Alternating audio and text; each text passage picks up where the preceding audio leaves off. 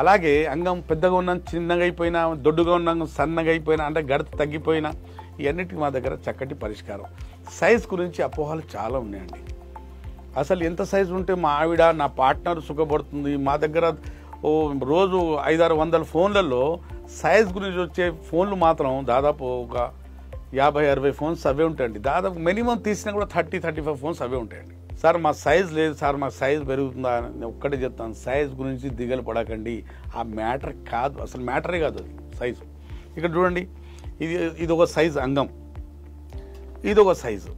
ఇది ఆరోగ్యంగా అంటే మనం ఆరోగ్యంగా ఉన్నాం, ఇదే సైజు మనకు పుట్టుకతో వచ్చింది, ఇదే సైజు మనకు పుట్టుకతో వచ్చింది అనుకుందాం, ఇదే సైజు పుట్టుకతో వచ్చింది.